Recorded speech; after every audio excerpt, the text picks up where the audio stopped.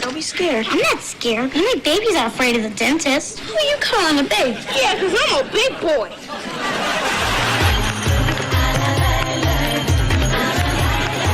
Now, sonny boy. Show enough, because we a couple of bad mama jammers who are not digging the vibe you've been putting down. That's Liz Anya. Right this way, Ms. Anya. Liz, Anya? Hey, you was almost about to be Poe Chopper. Oh, like yesterday when Raven got that gun stuck in your hair. That was you? You did this to me? Eddie, I have an idea. Maybe I should dress up like a janitor and follow her. No, wait, I did that last week. Find me disgusting and repulsive. Have you tried standing this close to him? From what we are, I don't want to do it. you don't want to do it. I don't want to do it. You want to know why? What about Raven makes you so angry? Yeah. If I get lipo, will people stop calling me fat? Okay, y'all, what if I told you not even Raven Baxter needs her psychic powers to see that the cast of That's So Raven, We are not gonna mope. All right, we are not gonna whine. Say it with me, yeah. turned out to be one big ol' hot mess. Now let's be real, back in the day, that show had us in a chokehold. We wanted the visions, the outfits, the drama. The pressure of being a child star had her battling stuff that Disney never showed us. I have 3 different brains. At that age, you had to compartmentalize. When you're in the public eye, you have to. And then there's Orlando Brown. Lord have mercy. Orlando has gone from a promising young actor to a homeless, mentally ill addict. One minute he's making us laugh, the next he's on TMZ talking crazy and looking like he needs a serious intervention and a long nap. But baby, the mess don't stop there. Kyle Massey? That man was out here allegedly sliding into a 13-year-old's DMs like he forgot what year it was, and I wish I was making that up. Like, sir, what were you thinking? Now let's be real, That's So Raven really was that show. But before we get into all the mess that came later, let's rewind and see how this iconic show even came to be. So it was the early 2000s, and Disney's animations weren't exactly topping the charts. Ain't nobody checking for no talking animals anymore. But instead of throwing in the towel, what does Disney do? Oh, just what any big old billion-dollar panic button smashing corporation would do, they pivoted. They were like, instead of making cartoons, why don't we invest further in live action programming? And one of the shows that will eventually define the golden age of Disney? Yep, you guessed it, That's So Raven. So, we made a few phone calls, pulled a few strings, and I talked to the owner. Now here's the gag. The show wasn't even supposed to be about Raven. It was originally called Absolutely Psychic, and Raven wasn't even auditioning for the lead. Sis was trying to be the sidekick, Chelsea. So how exactly did Raven go from auditioning for the role of the sidekick to being the lead in one of the OG pace-setter shows of Disney? But let me tell you, when Absolutely Psychic hit that screen, it was a wrap.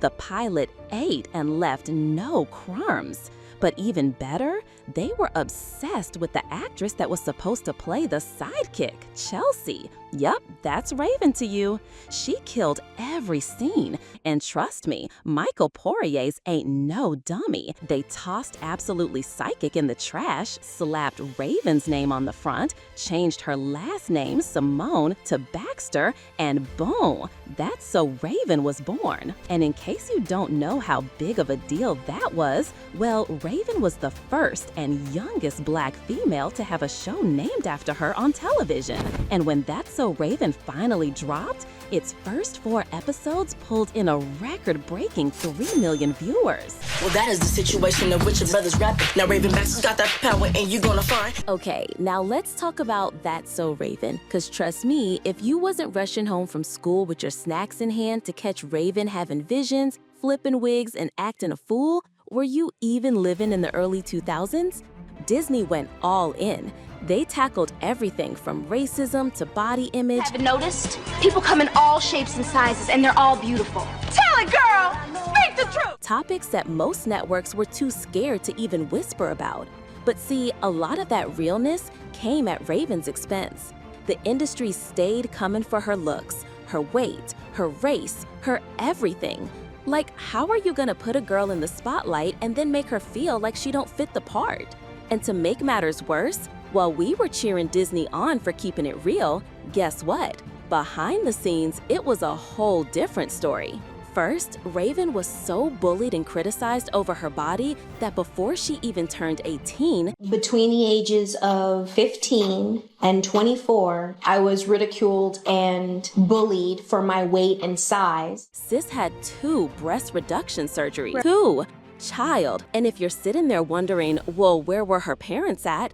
Grab a drink, cause it was them. Mama calling you up like, you need to lose weight because they're talking about you. I'm like, I'm gonna eat this in and out and I'm gonna sit here and be super happy. Yup, her own parents reportedly pushed her into those surgeries. My dad suggested strongly that I should get my breast reduced. While we can't tell for sure how much Disney's impact was in Raven getting bullied, co-writer Dava Saville had spilled some scalding hot tea on the way Disney handled Raven's body fluctuations. According to her, the network executive manipulated the show's visual effects team to make Raven appear thinner in the show's final scenes. You take it out, you let it cool, you shampoo it, you rinse it, repeat it. Okay, now listen. Being a child star on a squeaky clean network like Disney, that means there's a whole lot of stuff you gotta keep behind the scenes. And for Raven, one of those things was her sexuality. Now, sis knew early on that she was into girls. I look back now and I'm going like, whoa,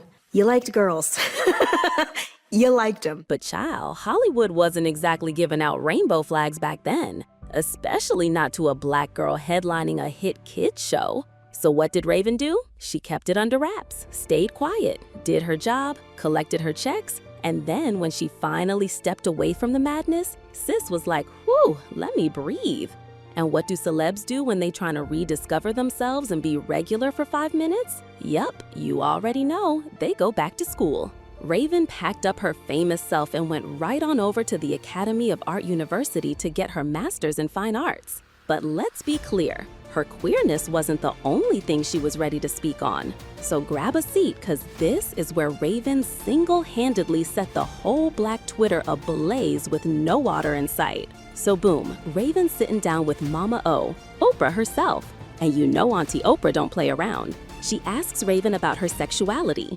You were gay?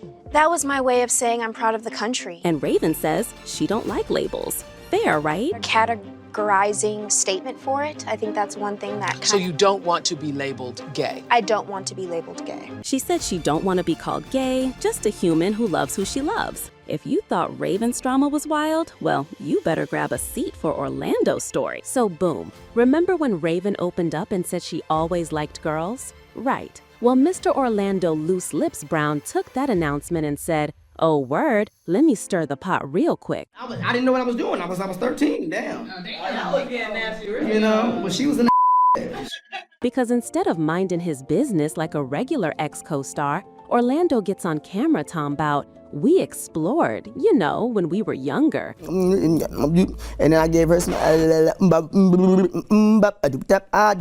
Sir, excuse me. Now, according to him, they weren't just close. He says he and Raven were in a whole relationship back in their teen days. And let's just say he wasn't exactly being classy about it either. Homeboy was given details and not the PG kind. But see, it was just like, it was a smooth. Okay, it was smooth at the bottom. But here's where it gets tricky. While Raven never directly confirmed his little fairy tale, she did drop a cryptic little gem in an interview once. My first true love relationship was both pleasurable and miserable and heartbreaking and heartfelt. Sis said she used to date someone from the time she was 13 all the way to 20. At 13 years old, and it ended in like 20 something. And that relationship left her with straight up PTSD. That person still permeates my ether and formed through PTSD. Now, while the timeline that she gave perfectly matches up with Orlando's, let me just say this loud and clear. Anytime we talk about Orlando, we gotta remember it's best to take everything he says with a big old Costco-sized grain of salt. 'Cause the man who used to be our sweet, goofy Eddie Thomas, The seniors always want to complain about how they never hear from their spoiled grandchildren all through the busy year. he been out here wildin' like somebody cut off his Disney checks mid-payday. So let's run down his greatest lowlight, shall we? It all started in 2007 when he got arrested for, you guessed it, riding the Green Dragon. Yep, a little 420 moment. Yes, I smoke weed. You dig what I mean? I just smoked the right now. Y'all see me when I was getting my hair cut. But that was just the warm-up act. By 2011, things got serious. He caught a DUI and had to post a $15,000 bail. Whew, that alone should have been a wake-up call, right? Wrong. By 2013, another DUI charge hit, and this time, he actually served 27 days behind bars. But instead of learning his lesson, Orlando took it as a challenge and said, "Bed, let me level up my foolishness." So in 2014, get this, he tried to holla at a woman old enough to be his mama, and when she rejected him, he threatened her and her 3-year-old daughter. I wish I was joking. Passes at me that the boy is 20 and I'm 40. He made some, passes at me and I declined them and now he's upset. Sis was so scared she called 911. Your mama, your daughter, and everybody. Ma'am, he just is gonna my 3-year-old daughter. Can you get here? Unfortunately, the cops couldn't prove for sure that Orlando was the one on the audio clip, so they let him go based on the classic insufficient evidence. Now, Orlando seemed to relax a bit, even showing up in the That's So Raven reunion alongside with the rest of the cast on The View. But by 2016, yup, Orlando was back to his old ways. This time, he was arrested for battery, possession of drugs, and resisting arrest after striking his girlfriend. I made you! Because it's over! Now, after all these controversies, you bet Disney ain't even gonna touch him with a 10-foot pole. But when Raven announced the reboot of That's So Raven in 2016, Orlando really thought he was gonna be a part of it. I don't think it would happen without all of us. But was he in for a painful reality check? Not only did they not call him back, they didn't even pretend to face his character out. They straight up recast Eddie with a whole new actor. And when the tea got too hot, what did Orlando say? I never wanted to be part of that reboot anyway. I don't want to do it. You want to know why? Nothing makes me angry. I'm not angry. Boy, if you don't. Now his obsession with Raven, that's not going anywhere anytime soon. 'Cause when Orlando was once again arrested, this time in Vegas on a prostitution-related charge, I can't make this up, guess what tattoo showed up in his mugshot? Yup, a fresh Raven Simone tattoo on his neck. I said, sir, this is not love. This is Lifetime movie stalker behavior. Like, how you still trying to rep a woman who don't even mention you publicly anymore? Anyway, child, while Orlando's story got way too dark, it's not like the drama ended there. Let's talk about little bro Corey, aka Kyle Massey. That's what you've been doing in the basement? You told Mama you were working out. Because when it comes to the cast of That's So Raven, it's like the show ended and everybody fell straight into the Twilight Zone. Kyle Massey. Yes, Corey Baxter himself. You know, Raven's adorable little brother with the big grin and even bigger appetite. He was basically Disney's golden boy for a minute. It's ridiculous. The truth isn't pretty, my friend. So much so that they handed him his own spinoff, Corey in the House. Guess I gotta hand it to you.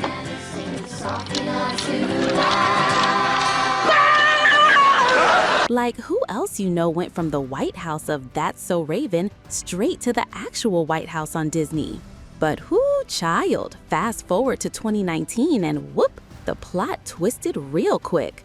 Kyle ended up getting hit with a lawsuit so messy, it could have been a whole episode of Law & Order Disney Victims Unit. A 13-year-old girl and her mama came out of nowhere with receipts, claiming Kyle had been sending the child all kinds of explicit messages, pics, and even videos. Yup, including one of him holding his Mickey Mouse, if you catch my drift. So here's the backstory.